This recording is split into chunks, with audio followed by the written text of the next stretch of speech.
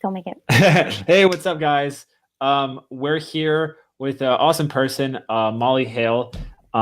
We have a lot of mutual friends, and we met at FHL recently, which was really fun. If you guys weren't there, I feel like I've started like my last four podcasts with that. Like we met at FHL, that's everyone I know now.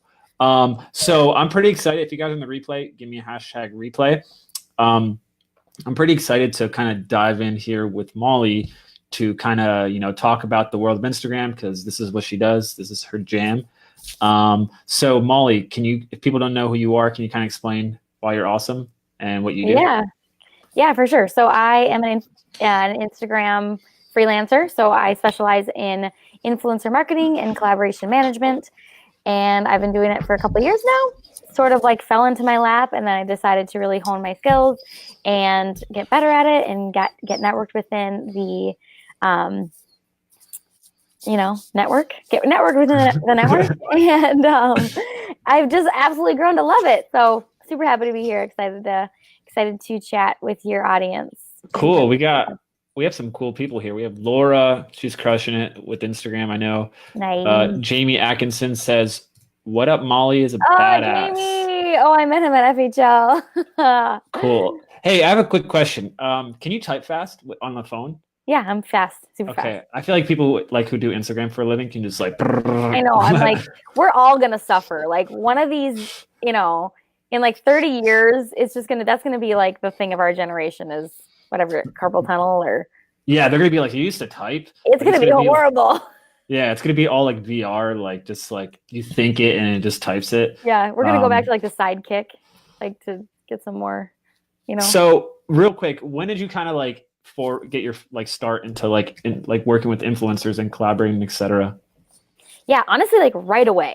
So I started a couple of years ago, maybe like a year and a half ago, tops, with my first client who was just basically a brand. So I'm a mom and it was a children's brand, like a children's line.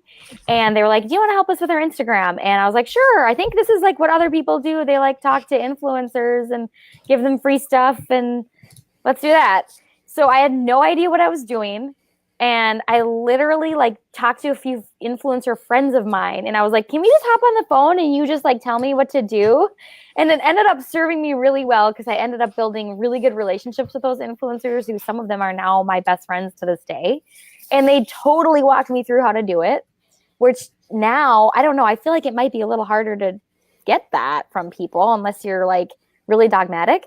But it ended up serving me really well. And that's how I really got my feet wet. Gotcha. Well, I mean, Laura's jumping the gun here. She wants to know straight up, are you working with cannabis companies? That sounds great. I actually have had some CBD oil clients, but I have yet to use influencers with them. But that's the beauty of influencers is you can't get ads denied, right? Like there's so much more freedom with influencers as opposed to like with ads, you got to say like, this is hemp oil seed extract. Like there's like all these code words within like the CBD oil world. Like everybody who's in that world is like nodding their heads like, yep, I know my code word, It's so funny. So I have worked with them.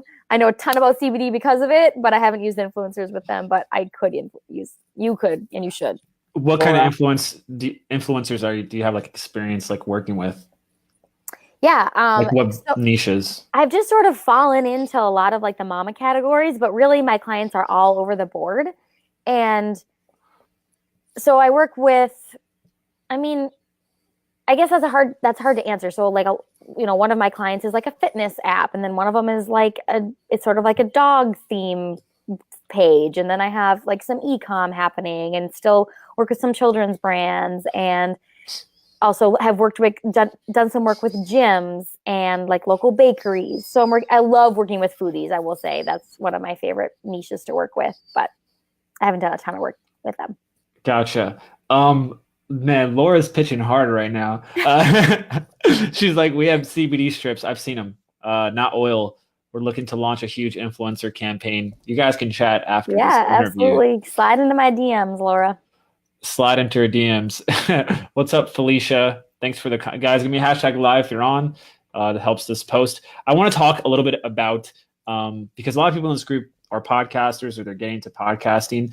And before this, we were talking about some cool little like ninja tactics that we could probably dive deeper into in a little bit here. But how do you, so let's paint a scenario where someone's a podcaster, they're in a specific category. Let's say they're talking about weight loss or whatever.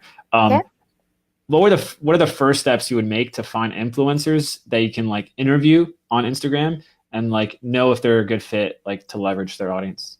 For sure. So the first thing I would do is ask your audience, like your personal page, whatever. I know a lot of people have like their personal page and then maybe like their podcast Instagram page, which ends up just being like a complete mess, I will say, because you end up just being overwhelmed. Yeah. So I always say, like, just put it in one, and then as you get bigger, you can maybe like split. But anyway, so ask your audience, because your audience probably is already following influencers in that niche, especially if that's already your interest as a person. So ask them for influencers, and then I would look under specific hashtags. So if you're doing in like the weight loss space, I mean, there's so many really broad weight loss hashtags. I love working with micro influencers. So for me, that's usually in like the 10,000 to like 50,000 range. So to find those, you're going to want to look in niche or hashtags and then look in the top 9 and check out their following. That makes sense. Hopefully people are tracking with me. And then if you're overwhelmed by that, you can bring in a software that kind of helps you find influencers. So one software I really love for finding influencers, especially if you're doing like a massive campaign where you need lots of influencers, is People Map. It's like $20 a month. And I've talked to the founder personally. Her name is Puno. She's amazing. Fun fact, the first podcast I ever listened to ever in my life was Puno being interviewed. And she totally helped me with influencers and like how to track results and all this stuff. Anyway, so she has a great software called People Map. It helps you. Basically, what you could do is you could go, so say you're in the weight loss space, you could go to like Weight Watchers Instagram and you could sort their following based on the followings, based on like all the influencers, how much following each influencer has. And then you could sort it on engagement rate. So you could say, okay, I'm looking for people that are following Weight Watchers who have 10,000 followers and 3% engagement rate or higher. And you could just look. So that's basically like exactly who you want. That's genius. Yeah. Can you do that amazing. For hashtags or just accounts? I'd have to look.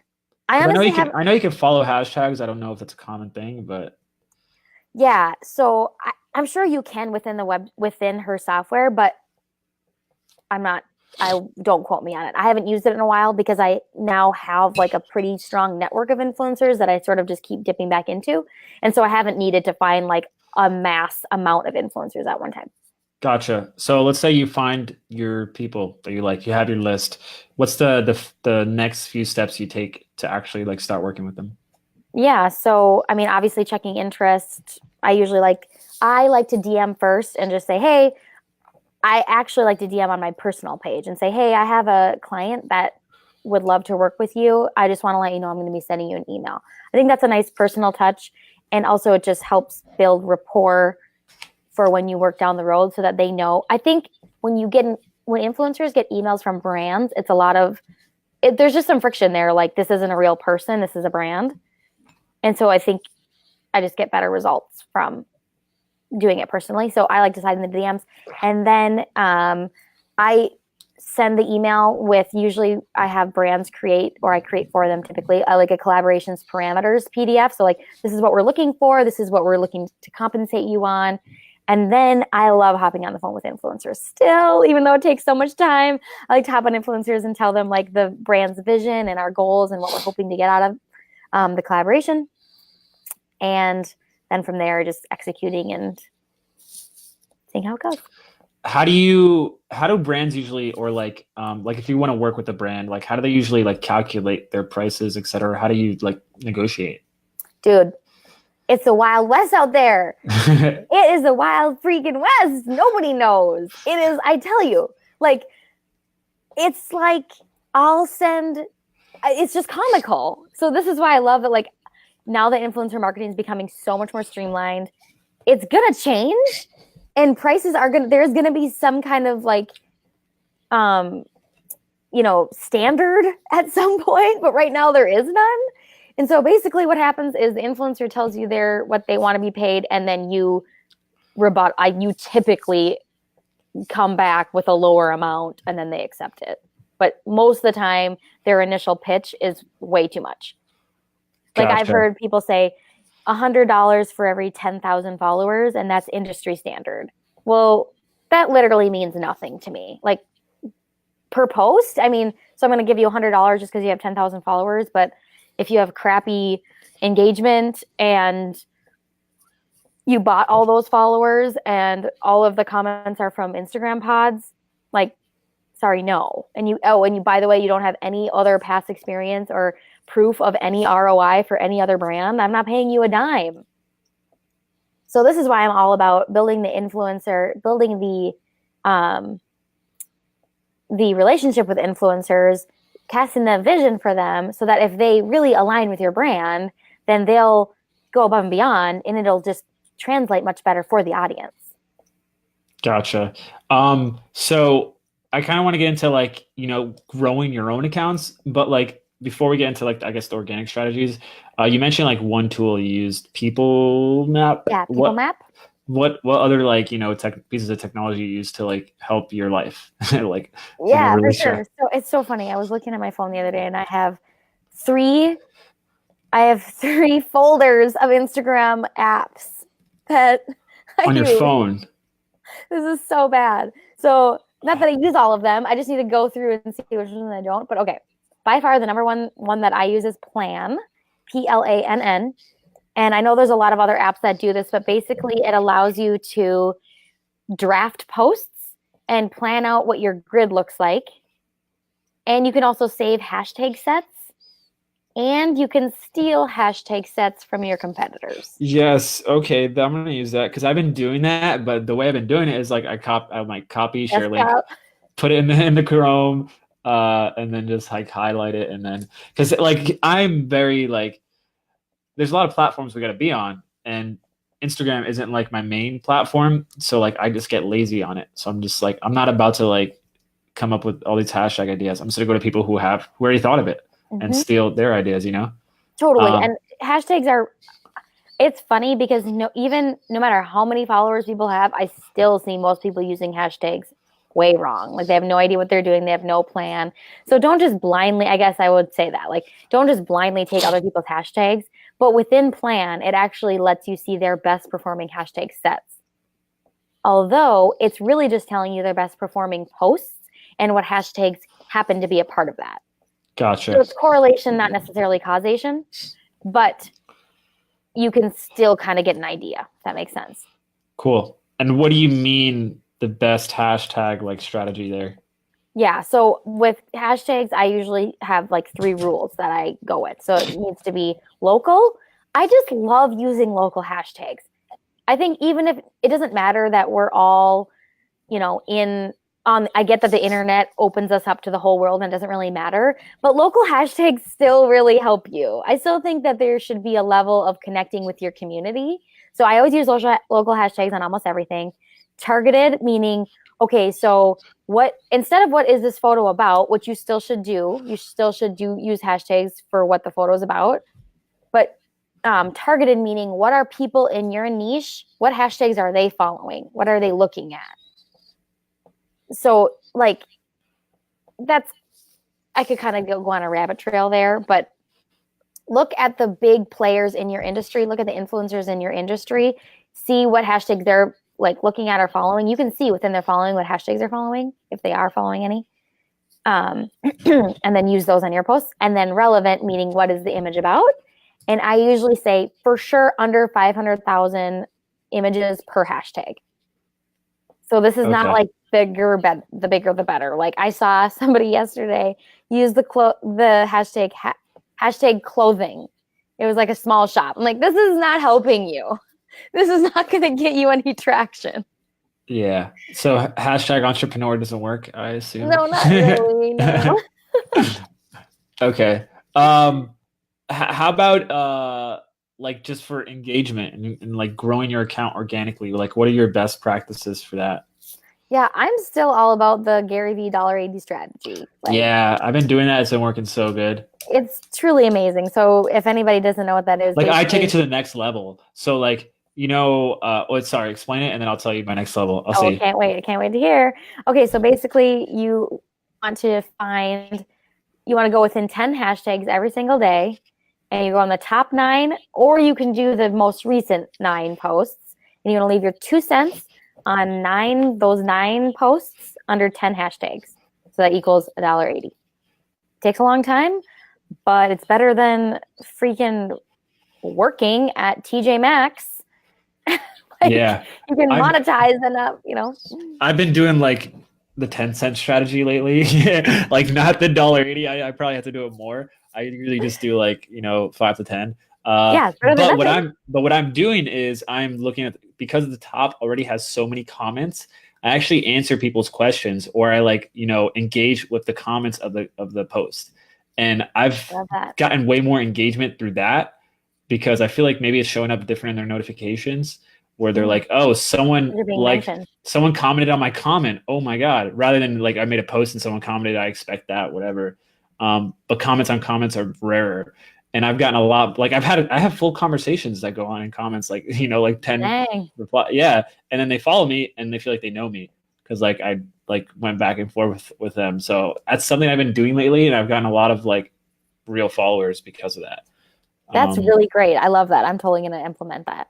Yeah. YouTube is like, a lot of people don't do that on YouTube too. Like if you're trying to grow a YouTube channel, just comment on reply to everyone's comment. That's obviously like in videos and categories that you are similar to. So there's like some overlap. The YouTube comment section is like a trigger for me. Yeah. It's terrifying. It's a game for me, actually. I try my best, like on any video, just like to get the number one. Like on a recent video, I got like, oh, okay, yeah. I got single dude, clearly. I got 400 likes on a one comment in like an hour. It was insane. That's hilarious. I love that. Yeah, cool. So let's not get off topic here. So as a podcaster, like, or have you ever worked with anyone who's like kind of in the podcasting space or has a podcast? I haven't worked with them. Let me think of that. I mean, I've worked with them, but not in like an Instagram or influencer capacity. If that makes sense. Like I'm very familiar with the space, but I'm not. Does that make sense? But that doesn't mean I don't have ideas. No, that makes sense. Yeah. What's up, Tyrone? Tyrone, you have a lot of good content on Instagram. Like that strategy I said would work very well. What would you recommend when it comes to, like you say, these, like, what are the most common pitfalls of Instagram that you see people do that is either hurting them or just a waste of time? Sure. Yeah. So I feel like the number one pitfall is just stop trying to shortcut the shortcut.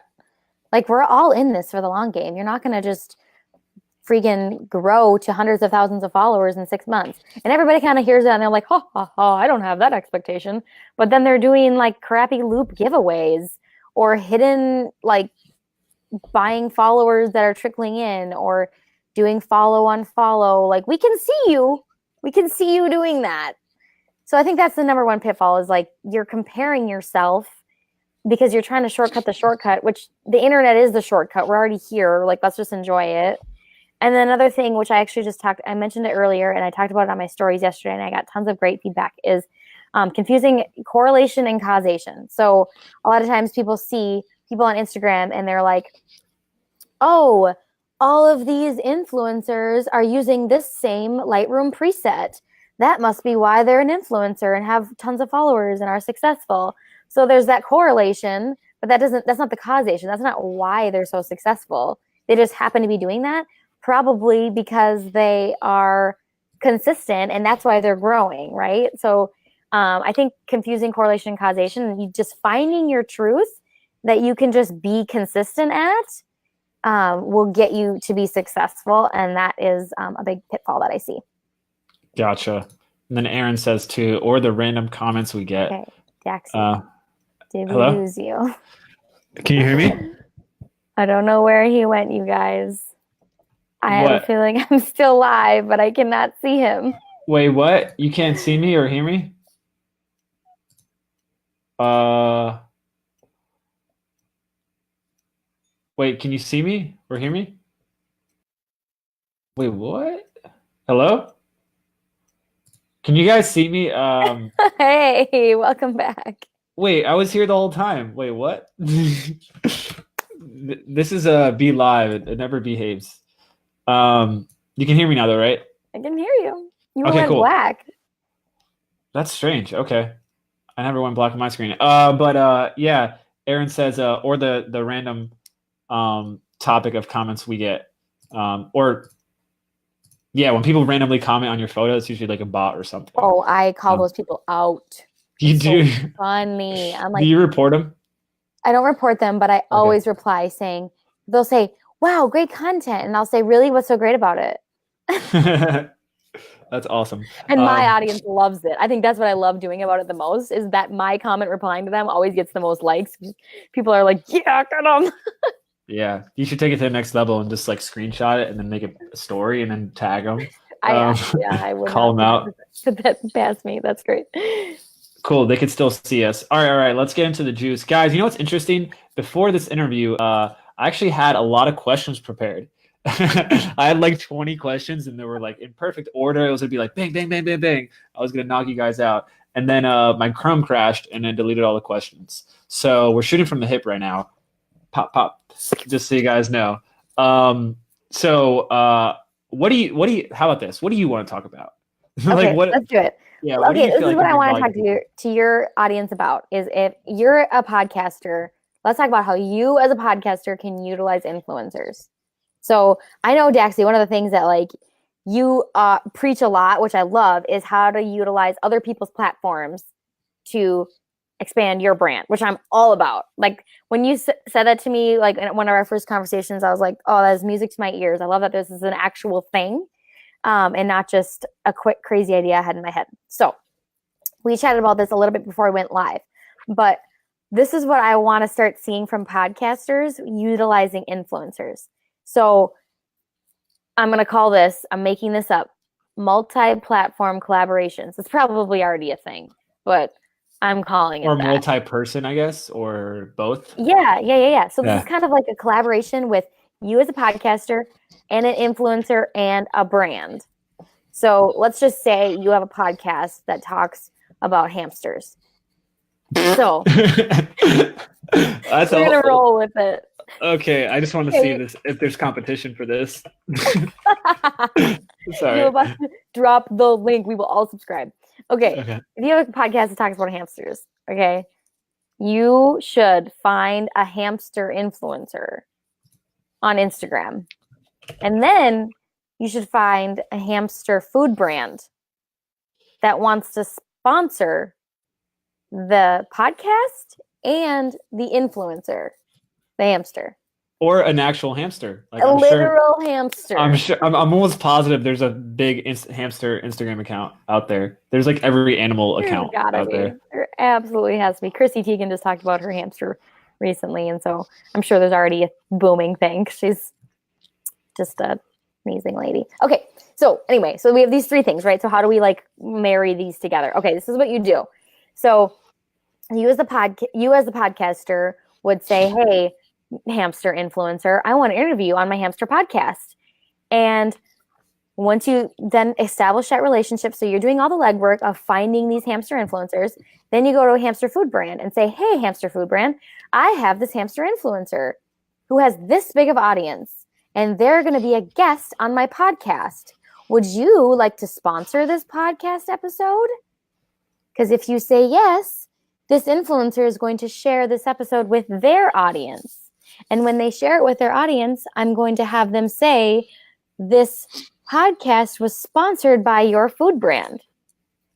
So then you can do sort of like those mid-roll ads with the food brand, or, you know, however you want to do a sponsorship agreement with the brand, right?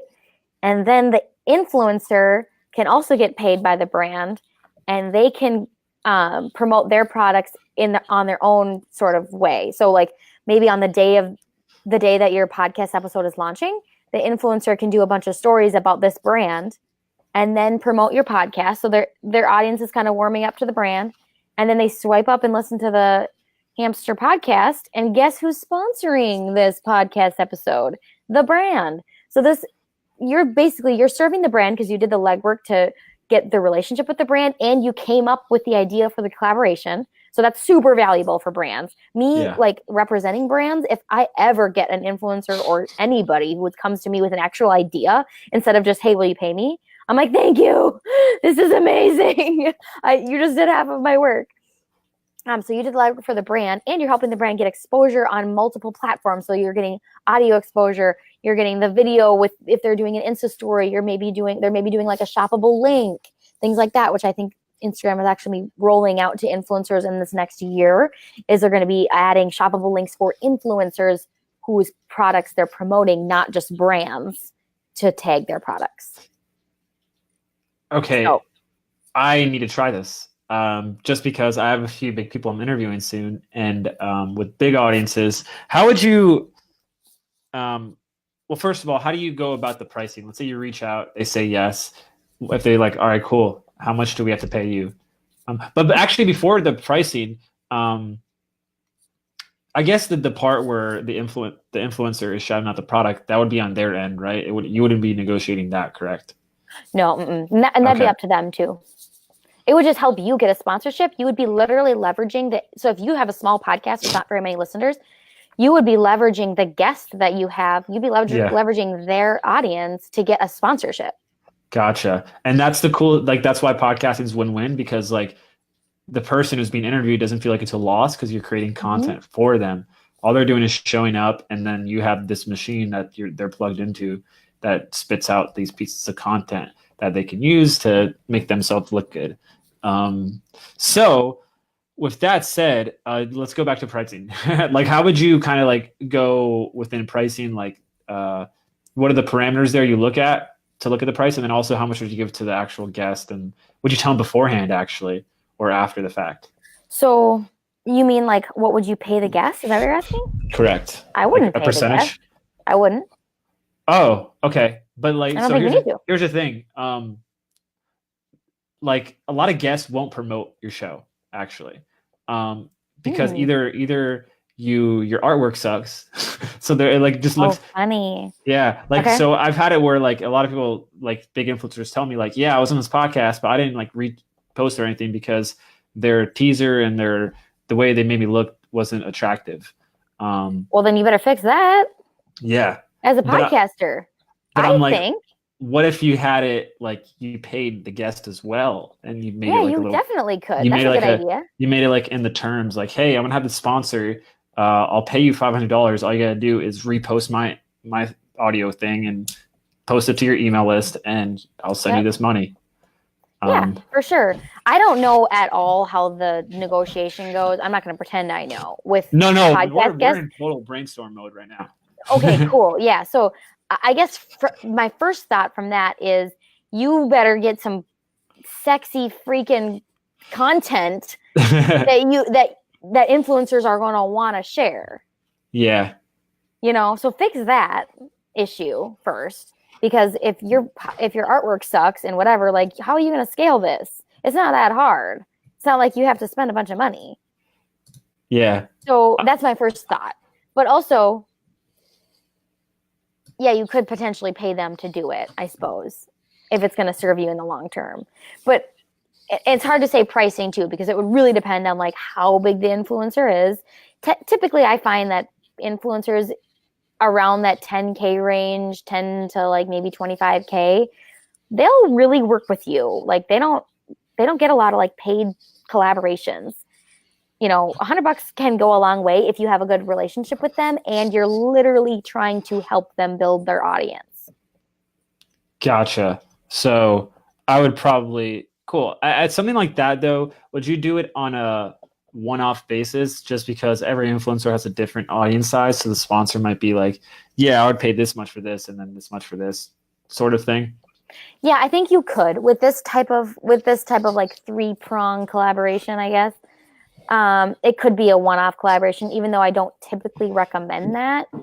You could, though, do it as like a quarterly thing. Gotcha. And then everybody's audience is getting warmer to it. What's Check up, it Josh? out. Josh is here.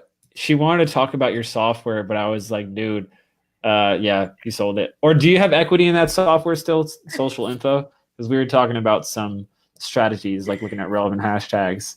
I'm like, nobody talks about this anymore, but I'm like secretly using it and like secretly loving it. Awesome. Cool. So before we wrap up here, because I know you're busy, what time is it where you're at? 8:11. Okay, it's 9:11 here. RIP. He said I sold it. LOL. Oh, sorry. Cool. You missed out. Yeah, so before we wrap up here, is there anything you want to kind of like share that you're excited about in the Instagram world? Hayden and Anthony bought it. It's still so good. I actually have to log in. I haven't been logging in to it. Is there anything you're excited about in the Instagram world? And also, like, where are you headed with like what you're doing in your agency, et cetera? Yeah, absolutely. So I'm really excited about the future of influencer marketing because I think it's switching from those one-off like transactional collaborations to more of like true partnerships that are influencers partnering with brands and partnering with products that are actually weaving into their life. And it just feels so much more organic. And it is more organic so I'm all of my collaborations with like from my clients where I'm representing the brand are all now on a retainer model. So we're actually paying the influencer to actually use the product, post about it, a couple times a week, and they're on a retainer for 3 months. And it just is going so much better than one-off collaborations. So I'm really excited about that. And I'm just really excited about people getting less scared to utilize influencer marketing in their business because honestly, like I said, it's the Wild West out there, which is a good thing. Like there's no rules. You guys can do whatever you want. I just came up with a random hamster collaboration. Like there are no rules here. Do whatever Yeah, someone actually mentioned too, monkey accounts are popular on Instagram too. Well, there we have it. You have some monkey influencers out there, guys. Yep, one quick question popped out. How do you manage your relationships with people? Like I'm sure like over time you have so many people you're communicating with, and the inbox is not that great of an organizational system. How do you keep track of everything? You know what I've been utilizing lately is the close friends list. Oh, okay. I actually really like the close friends list. I thought that was just for like inappropriate jokes that people send you. I mean that too, but yeah, I actually really like the close friends list. A lot of times I post things and I actually sometimes I change it up a bit with like who's in there depending on like what type of content I'm posting. But sometimes I'll post something that's not even private, but I just want certain people in my life to feel special that they saw it and not everybody else did. So I add a lot of people there. That is true. There is some unique factor to when you see that little green thing. Yeah. You're like, oh, I want to see this more than everything else. Totally. So I've been utilizing that a lot. I'm honestly, How big is your close friends list? Less than 20. Okay. How big is yours? 0. Like I haven't used it. You don't use it. Okay. Well, you're Yeah. gonna start using it. You're gonna love Yeah. it. It's super nice. I actually really like it. It took me a while. I was a late adopter for sure.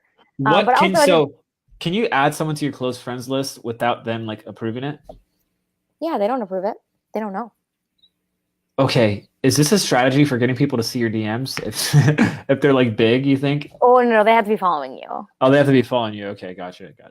That's a really funny question though. Isn't that like just classic like hacker? Like, how can I hack the system? I'm gonna be green instead of red. They'll watch my stuff. Yeah, I just look for those little things. Marketers ruin everything. That's what they say. That's so true. Okay, but to answer your question, like where am I going and things like that, I'm switching a lot more into the consulting mode. So I'm really excited about that. I have clients that basically we just have, like a call a month where I develop a specific strategy for their Instagram. So I still kind of do the like done for you, where I'm writing all the copy, finding all the content, creating content sometimes for brands. But I'm also doing for people that they already know how to take pictures. They already know how to write. They just don't know how to formulate it up.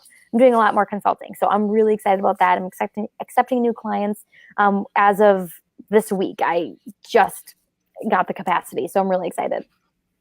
Cool. Well, before we wrap up, if people want to follow you, where could they do that? And if you have anything to share with the audience, here you go.